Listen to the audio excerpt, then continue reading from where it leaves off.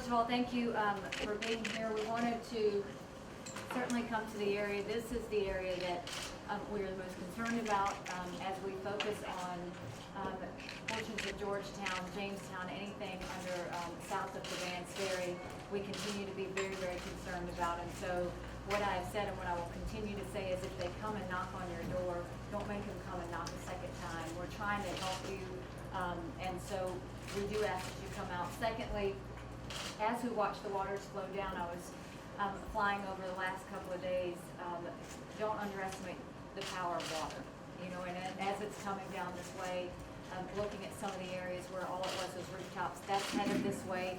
We're under a 72-hour window where we need to be extremely careful. DNR is getting some PSAs out there, but please don't get out on the water. This is not where we want any sightseers at this time. We don't want to have anyone trying to get out there and take pictures, watch on TV because TV's got them.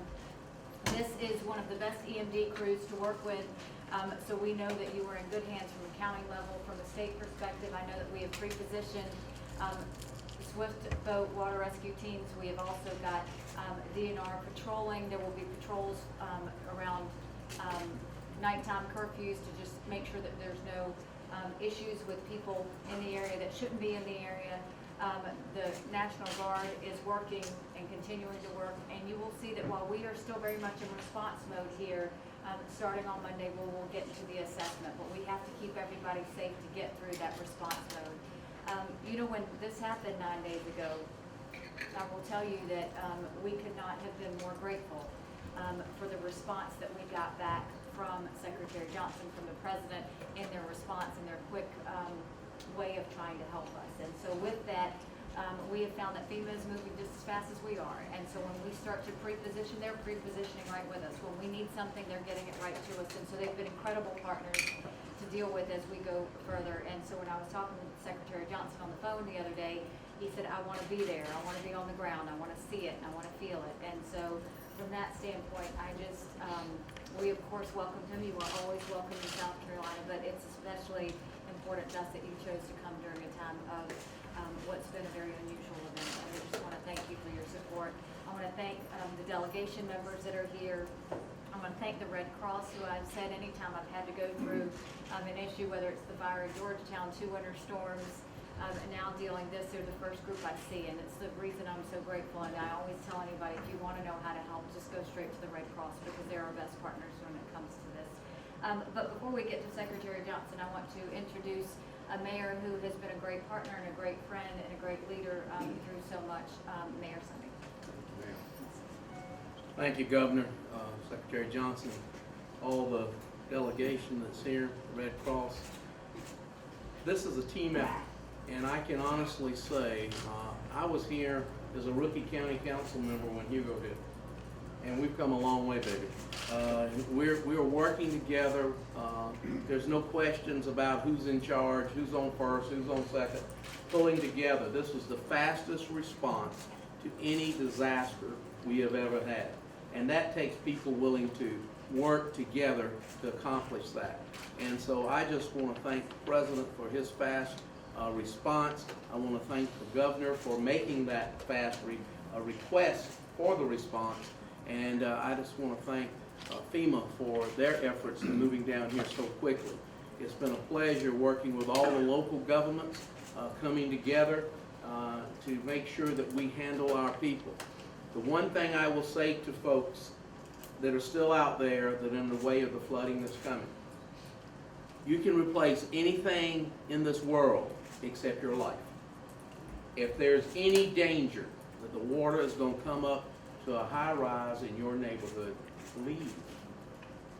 We will help you get back. We will help you recover. But for right now, think about yourself, think about your family, and leave. Don't worry about your pets. If nobody else will take them, they can come to my house.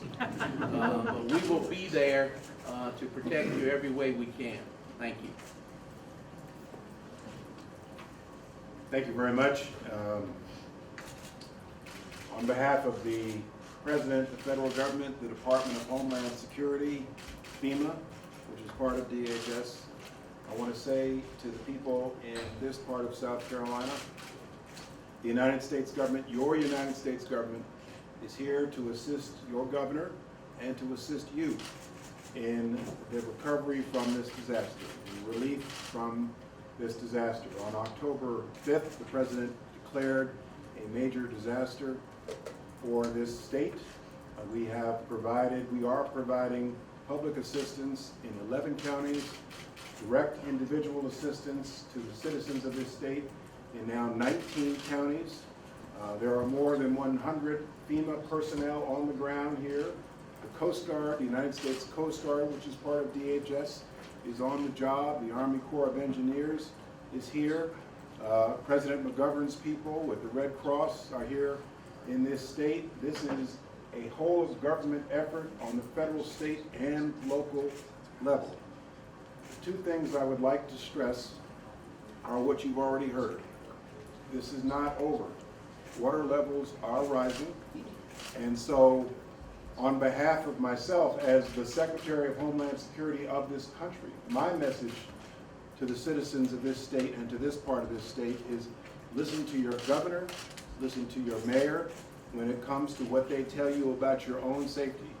They tell you to evacuate, evacuate. They tell you to be careful, be careful. Listen to your leaders in this state and in this area. The other thing I want to stress is direct public assistance is available to people in the affected areas. If you want to apply for direct public assistance from FEMA, you can go online at www.disasterassistance.gov or call 1-800-621-FEMA, F-E-M-A. Thank you very much. I want to compliment Governor Haley and the mayor and the other leaders of this state for their fine leadership. I want to compliment Congressman Sanford and Senator Scott for their concern and their leadership here, and I'm privileged to be with you here today in your state, and I appreciate your friendship as well. Thank you very much. Let me just say, as a North Charleston fellow who was born and raised here, one of the things that we have become very comfortable with is water disasters, water challenges. So it's so easy for us to take for granted the plea of our governor, our Secretary Johnson, to heed the warnings that as the water starts to rise in the next 24 to 72 hours, it's very important. If you're living in low-lying areas, make your disaster plan now. Make the decision to leave now. Get your senior citizens, your friends, your relatives, take the time to make that decision now. Having had the experience of Hurricane Hugo as a resident, having been here for the last almost 50 years now, I will tell you that if you think that you can make it through and you're wrong, not only do you put your life in danger, not only do you endanger your life, but the emergency responders who are so willing to be helpful will have to come to your assistance. We need to take the time to say to our emergency responders, thank you. The men and women who wear the uniform, thank you for running into harm's way when everyone else is running out. And for the support apparatus, the folks in this building and other locations just like this, who team up with the Red Cross and United Way and other organizations, thank you for your care and your concern for this amazing community. It is certainly a blessing to be South Carolina strong. And thank you to Secretary Johnson for making your way here and taking the time not just to come to the press conference, but to go to the neighborhoods that have been impacted by this devastating flood. That shows true leadership, and we appreciate that.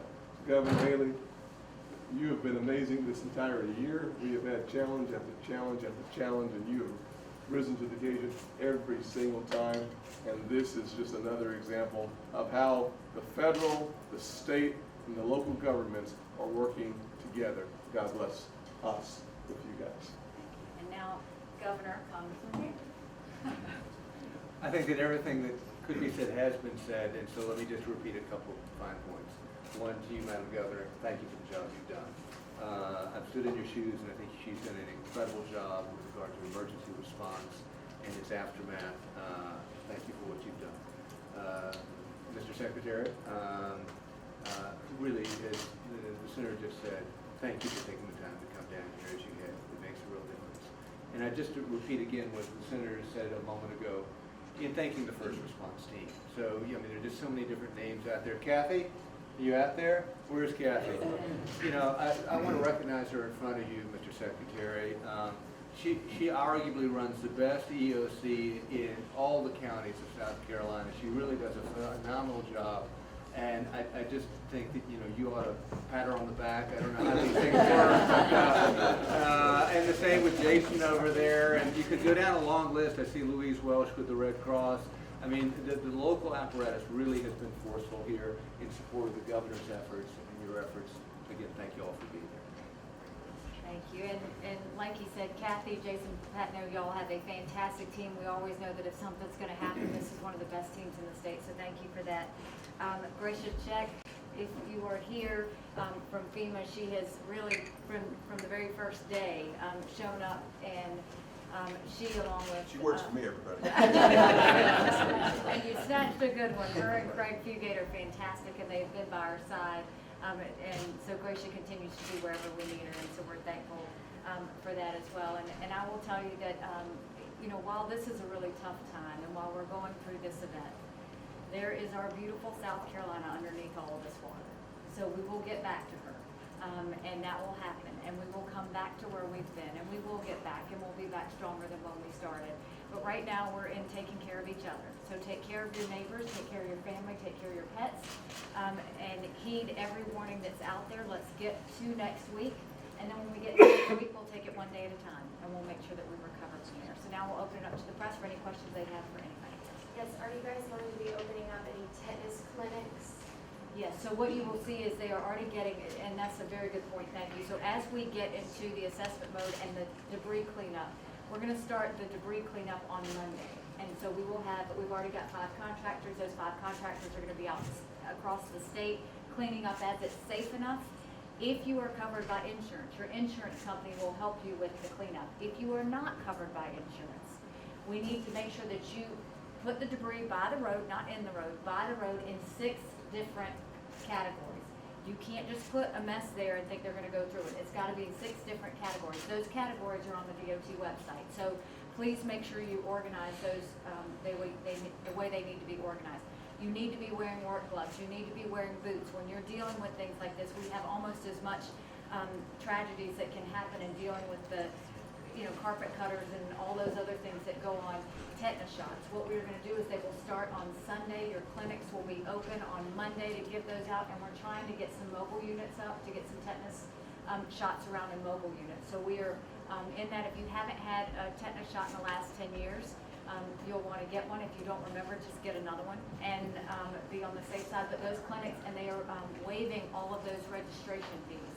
So you just need to go to one of your local clinics and get a shot. So it's free. Yes.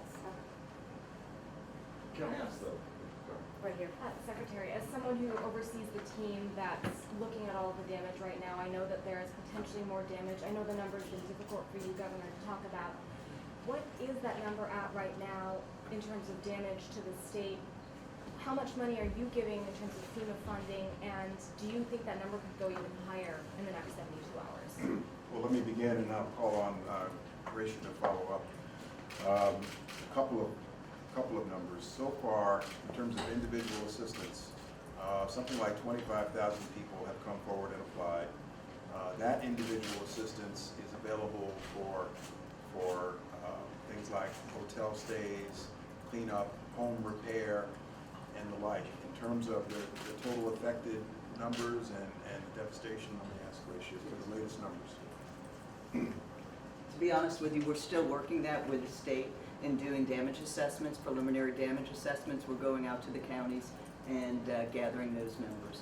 Right now, the 11 counties that are declared for public assistance is for debris removal and emergency protective measures. However, we are looking at other categories of public assistance, which is for more of the permanent work to any public facilities. So we know the individual assistance numbers at this time, and we expect them to continue to grow as we add on more counties. What are the numbers at this time for individual assistance? The 25,000, over 25,000 people have applied, and over $4.5 million has been approved at this time. In terms of infrastructure damage in the state, is there a number? We've got about 33 assessment teams out going across the state right now that are looking at infrastructure. You know, We have 380 closures, including bridge and road. That's all happening. The assessment's taking place in the upstate, moving its way down. But we're gonna have teams out there. We've already got the teams ready to get to work. The good thing is on the county and the state level, we've got DOT ready to go work on all the state roads.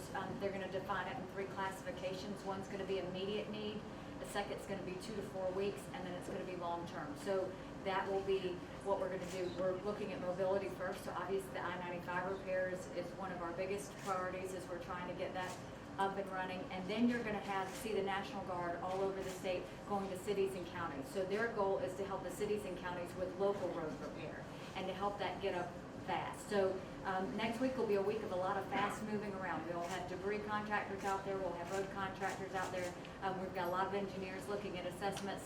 And you'll see up in the Midlands, if you don't want to be here, there's another reason to move and get out is we're doing a lot of neighborhood cleanup in the Midlands to go help our neighbors and really help them kind of fixing up to what the Low Country's going to have to be doing going forward. Is that 1 billion number that's being thrown around, is that excessive, is that inaccurate? You know, I think a lot of people are trying to figure out what the dollar amount is. If you flew over what I have over the last couple of days, I mean, all you're seeing is rooftops. You're seeing boats in yards. You're seeing devastation at a level that's really hard to comprehend. I don't know what that looks like dollar-wise. I know that that's extremely painful citizen-wise. And so I think we need to get off the dollars a little bit and allow the assessment teams to do it right. If they're gonna go in and assess, I want it done with infrastructure and get the right number. If they're gonna go in and do individual damage, let's assess the right number. That number will come out at some point, but if we're gonna do it, let's do that right. So we will get you numbers. It's not gonna happen fast, but when it does happen, at least I can tell you it's gonna be the right numbers. Can I ask the congressman and the senator, based on what you've seen, do you anticipate money coming out of Congress above and beyond what's been allocated now? And do you think it would be easy to get that done, given the mood in Washington and pass votes on things like what happened with Super Standard and that sort of? Yeah, so currently, the amount appropriated from Congress is about $6 billion for disaster relief. The likelihood of us needing more money that goes beyond that, depending on how you look at it, for supplemental relief, I think the likelihood is there will be some measure adopted by the House or the Senate to provide more resources. The mood in Congress, frankly, I just had a bill passed last week that was a bipartisan bill signed by the president. So I think the mood in Congress does lend itself to getting things done in a bipartisan fashion when this will be one of those situations. Governor, I know this morning you mentioned the 4 counties that were of greatest concern, obviously several of them being in our area. But for folks at home, that does seem like such a broad area. What specific communities are you referencing? How can people know if they are among those in immediate need? So listen to your local officials first and foremost. There are specific areas in Georgetown County that we're looking at, the Jamestown area, and then anything south of Gavance area is what we are looking at. The number one key is if they come knock on your door, that's pretty much it. You need to leave. And so they're getting alerts out. They're driving up and down. We're not actually relying on people to watch the news. We actually have them going door to door, making sure they're touching base with people, regardless of the property, regardless of what it is. So whether it's a small business or a house, they're stopping by every place. So all of our law enforcement, our National Guard, our firefighters, everybody you can think of, they have really teamed up to make sure that there is no chance anyone does not know to get out. So essentially, if you are not among those immediately impacted, you probably have not seen these folks in your neighborhood or your street. That's right. You will see them. There's quite a presence. Any other questions? So to just leave you with one last thing, if you have seen any damage whatsoever to your small business, to yourself, or to any of your property, please call the FEMA number and register, 1-800-621-FEMA, 1-800-621-FEMA. Call them. They are waiting for you to call. They're ready to help and assist in any way that we can.